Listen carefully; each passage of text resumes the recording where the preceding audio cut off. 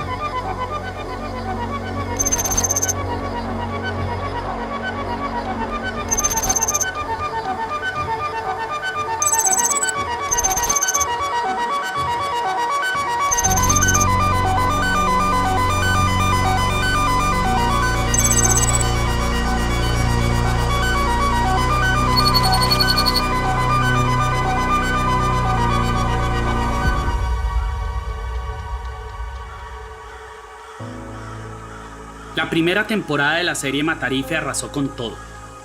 El huracán salió de la misma cañería oscura en donde llevaban 30 años anidando los hechos y los personajes.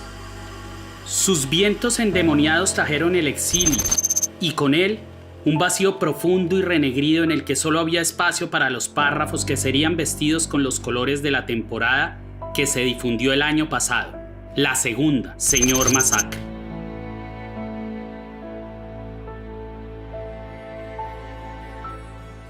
El hecho de continuar desde tan lejos, con el alma caminando en Colombia, fue lo que me llevó a seguir escribiendo. La tercera temporada era el feto que empezó a chapalear en mi cabeza, a medida que gateaba por mi vida exiliado. Allí estaba parqueado en el 2021, 9 meses después de haber llegado a Francia, el 28 de abril, ya con las escenas de la segunda temporada pintadas en digital y en proceso de postproducción de los episodios finales, cuando frente a mis ojos estalló en la pantalla una granada de imágenes emotivas. La indignación terminó indigestando la conciencia juvenil.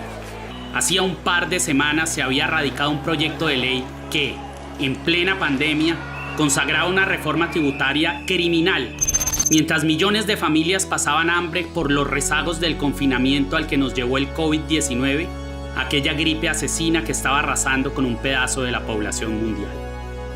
Alberto Carrasquilla, quien repetía ministerio en el mandato de Iván Duque, después de haber sido Tomás de los chulos negros del gabinete durante el gobierno del Matarife, en el documento legislativo que debían aprobar los senadores y que llevaba su firma, les decía a los trabajadores que debían empezar a pagar impuestos por el agua, la luz, la gasolina, el gas y hasta por lo poco que en su penuria les llegaba a la mesa.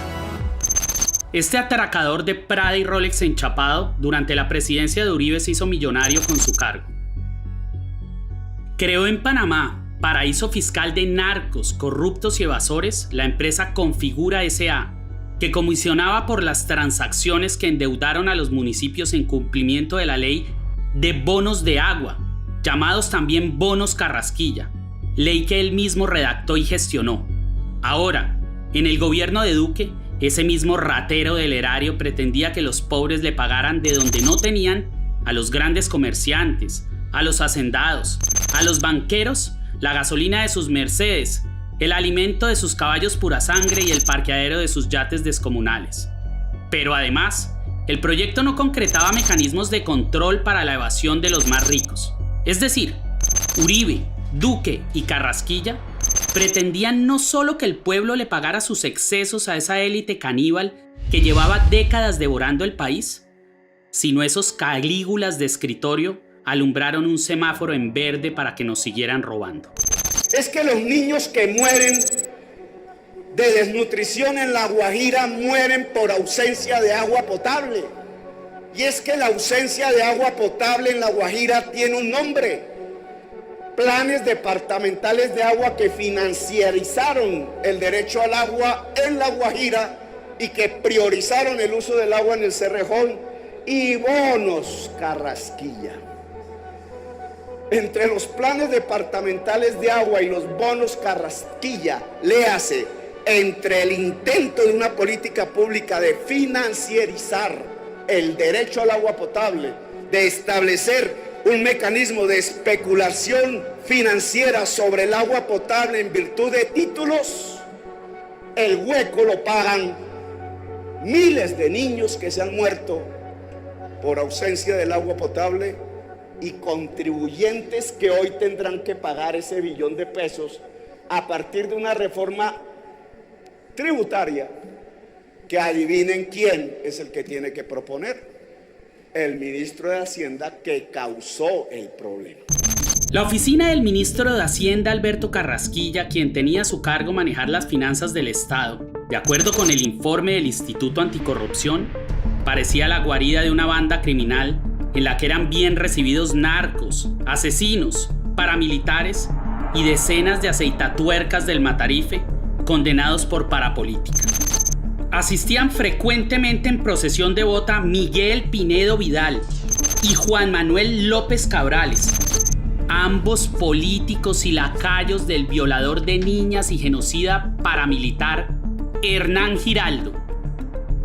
López Cabrales fue lugarteniente político de Salvatore Mancuso, alcahuete de cruentas masacres y suscriptor del Pacto de Ralito, esa constitución paralela del Magdalena, Córdoba y el Cesar, reino que el Matarife le entregó al paramilitar Jorge 40, quien sigue gobernando a través de sus esbirros urribistas Sergio Arraujo, José Félix Laforí, María Fernanda Cabal.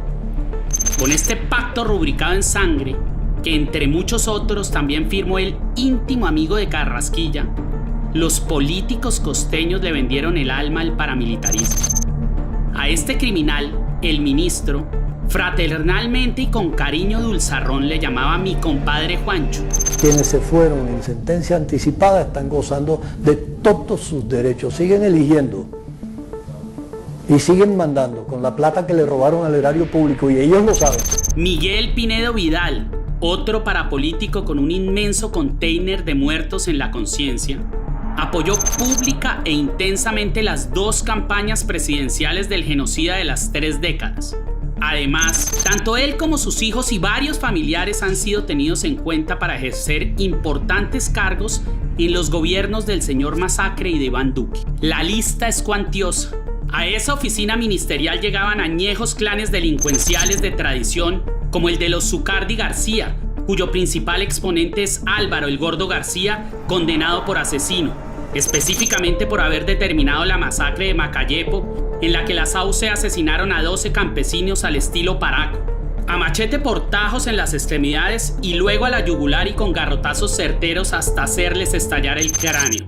Con el ministro se sentó el agente de inteligencia de Álvaro Uribe, Mario Aranguren, condenado por filtrar la información financiera de los magistrados que interceptó y perfiló el DAS de forma ilegal. De tal calibre eran los compinches de aquel funcionario chupasangre. Este oscuro personaje, el mayordomo del señor Masacre y directamente relacionado con lo más selecto del AMPA de corbata y de motosierra, es quien amarró con injusticias la ley que puso a pasar hambre a millones de pensionados, el que le vendió la banca estatal al sector privado, quitándole un pulmón económico a los ciudadanos. Siguen actuando, legislando en favor de los grandes poderosos, como si no hubiera nadie en la calle, como si nadie estuviera haciendo reclamos. Tenemos un gobierno y un Congreso de la República desconectados, enajenados de la situación real, de lo que está pasando en las calles. El que se le entregó sin condiciones, cual masoquista sumiso a las multinacionales Drummond, Pacific Rubiales y Glencore, usando el país de colchón con la ley de estabilidad jurídica, quien no ha parado de hacerles mandados tributarios a Sarmiento Angulo y Ardila Lulo, aquel que se ufanó de que su nombre apareciera en los Panama Papers y el mismo que sin asomo de vergüenza dijo que los millones que tenía encaletados por fuera eran para meterlos luego al país y no para sacarlos de él. Ese mismo, el que escupe siempre una sonrisa cínica cuando le hablan de humanismo, es Alberto Carrasquilla Barrera, el ministro de Hacienda Pública e Impuestos que llenó de razones a la juventud para manifestarse aquel 28 de abril de 2021, fecha en que el gigante se levantó con rabia. A tal punto quiso reaccionar al Estado colombiano como solo podría hacerlo el descendiente en el poder de Pablo Escobar que hoy nos gobierna. El Matarife tiene una forma particular de hablarle a la juventud. A los universitarios y adolescentes les habla con la ternura de un capo enardecido y descompuesto al que le robaron unos kilos de cocaína. Uribe es aquel titiritero supremo que manipula con precisión hasta la más diminuta de las instituciones gubernamentales. Su legado ideológico constituye la médula espinal de la policía y el ejército. Y es por eso que, de acuerdo con lo que traducen los informes de las más reconocidas ONGs, jueces, magistrados y corporaciones jurídicas nacionales e internacionales, en Colombia, como lo haría un cartel de la droga con sus enemigos.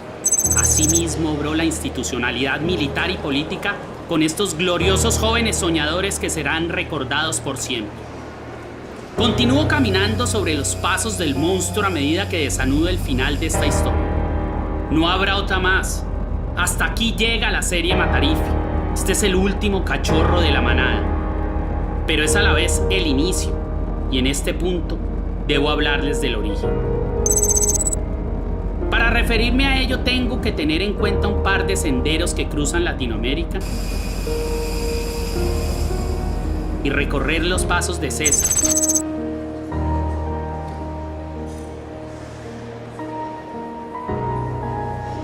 César Andrade, el director de la primera temporada, el genio que me entregó los hilos rojos.